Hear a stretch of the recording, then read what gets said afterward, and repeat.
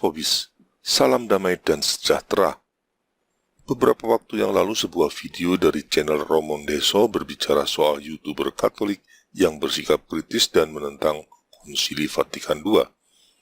Meskipun tidak menyebut nama channelnya secara langsung, banyak yang maklum bahwa yang dimaksud mungkin adalah channel Crusader Network.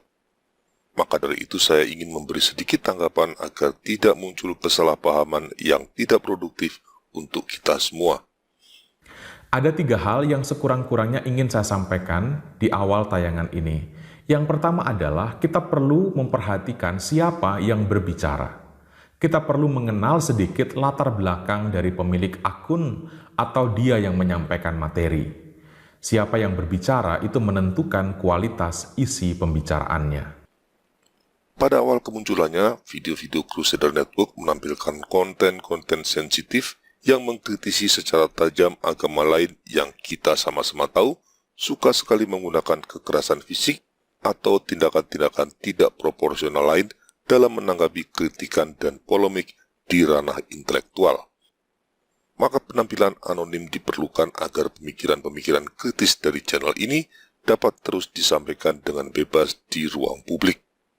Penampilan anonim itu tentunya terus berlanjut ketika membahas masalah-masalah lain, termasuk persoalan seputar gereja.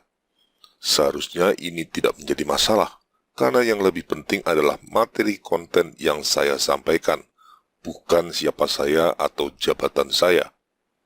Keadaan ini justru memberi kesempatan semua orang menilai konten secara objektif tanpa dipengaruhi oleh sikap subjektif. Cukuplah publik tahu bahwa saya hanyalah seorang awam yang berkarya bukan karena otoritas, tapi karena keinginan dan panggilan untuk menyuarakan kebenaran.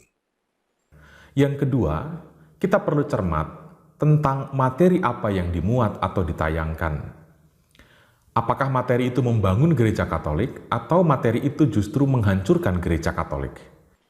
Ketika gereja sedang mengalami krisis, ketika suster-suster menyanyikan lagu Selamat Lebaran, romo-romo menyanyikan lagu yang memuji-muji sosok agama lain, romo-romo bukannya membaptis tapi malah membimbing orang mengucapkan syahadat sesat, hierarki mengakomodasi penyembahan berhala di dalam gereja, semangat penginjilan dilupakan dan diganti dialog atau toleransi kebablasan, sakrilegi dibiarkan terus terjadi, umat dan hierarki tidak lagi percaya perlunya gereja bagi keselamatan, dan banyak masalah lainnya, maka sikap diam dan membiarkan itu semua terjadi adalah sikap yang pasti ikut menghancurkan gereja.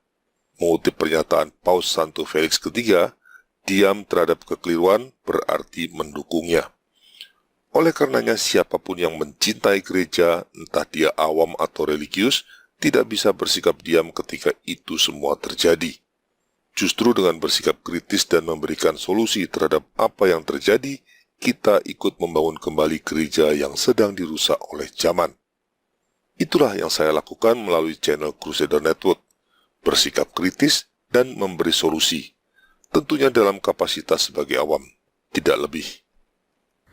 Salah satu ciri penyampaian Katolik yang benar adalah selalu dilandasi dengan spiritualitas ketaatan kepada hierarki gereja, yaitu kepada paus, uskup, imam, dan diakon. Benar sekali, ketaatan pada hierarki itu perlu, dan ujung semua itu adalah ketaatan pada Tuhan. Tapi gereja tidak pernah mengajarkan dan meminta kita bersikap taat secara buta. Di kitab suci kita membaca bagaimana Rasul Paulus mengkritik secara terbuka Rasul Petrus, pemimpin para rasul, karena dia melakukan kesalahan. Rasul Paulus juga mengkritik Barnabas yang karena sikap ketaatan butanya mengikuti begitu saja kesalahan yang dilakukan oleh Rasul Petrus. Di sini kitab suci mengajarkan kita tidak perlu taat pada hierarki yang tidak taat pada Tuhan dan ajarannya. Juga dari sejarah gereja kita bisa belajar dari sikap Santo Athanasius yang menolak taat pada Paus Liberius yang saat itu mendukung Arianisme. Santo Athanasius bahkan terkena ekskomunikasi karena sikapnya. Tapi sejarah membuktikan sikap pembangkangan Santo Athanasius justru dibenarkan. Dia menjadi orang kudus dan Paus Liberius menjadi paus pertama yang tidak bergelar santo. Bisa dibayangkan apabila ketaatan buta menjadi keharusan, maka sejak abad keempat kita sudah tidak lagi percaya pada Allah Tritunggal yang Maha Kudus.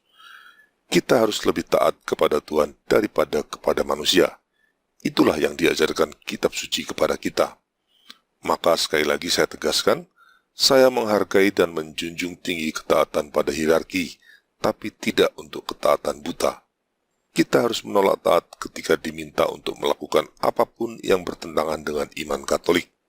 Oleh karenanya, saya mengambil type bagi sikap kita dalam hidup menggereja saat ini pada teladan Nabi Daniel. Sekalipun hidup di tanah pembuangan, Daniel tidak membangkang dan memberontak. Dia justru taat dan mengabdi pada Raja-Raja Babel. Tapi di atas semua itu, dia tetap setia pada imannya dan menolak taat ketika diminta untuk melanggar ketetapan-ketetapan Tuhan. Meski untuk itu dia harus menerima hukuman dimasukkan ke dalam kandang singa. Sikap dan teladan Nabi Daniel adalah sikap yang saya ambil dan selalu saya dorong untuk menjadi pilihan sikap kita di masa krisis yang sedang dialami gereja saat ini.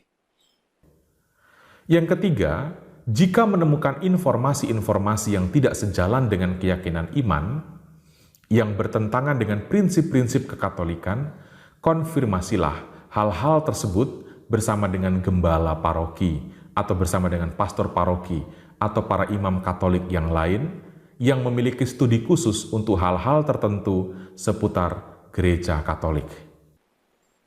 Di sini kita harus membedakan bertentangan dengan ajaran iman Katolik atau bertentangan dengan semangat Konsili Vatikan II. Jika ada pernyataan saya dalam video manapun yang bertentangan dengan ajaran iman Katolik, silakan beritahu saya, maka dengan senang hati saya akan mengkoreksinya. Dalam hal ini saya pun masih terus belajar dan siap menerima koreksi atau masukan dari siapa saja. Tapi kalau bertentangan dengan semangat Konsili Vatikan II, itu tidak bisa terhindarkan. Ketaatan pada iman Katolik tidak bisa didamaikan dengan semangat konsili. Hermeneutic of Continuity yang ingin menyelaraskan semangat konsili dengan ajaran iman Katolik tradisional sudah gagal.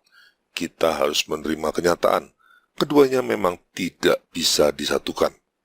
Dalam hal ini saya memilih untuk taat pada ajaran iman Katolik meski untuk itu harus menentang semangat dan ajaran konsili. Siapapun bisa berargumentasi tentang gereja, mulai dari umat awam sampai dengan uskup. Bebas untuk menyampaikan argumentasi dan pendapatnya di media sosial mengenai gereja, mengenai iman akan Kristus. Tetapi argumentasi itu dibangun atas dasar apa? Cinta atau kebencian?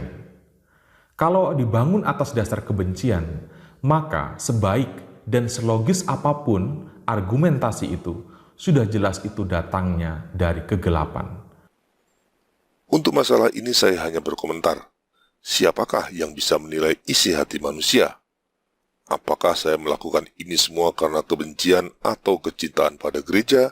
Tidak bisa dihakimi oleh manusia. Biarlah Tuhan yang menjadi hakim bagi intensi-intensi saya. Adalah bijak jika penilaian itu dibatasi pada pernyataan-pernyataan atau konten video, bukan pada intensinya. Masih ada satu lagi yang ingin saya sampaikan, yaitu tentang pernyataan bahwa Konsili Vatikan II sesat. Tanggapan untuk masalah ini akan saya sampaikan pada video bagian kedua. Terima kasih atas perhatian Anda. Viva Cristo Rey.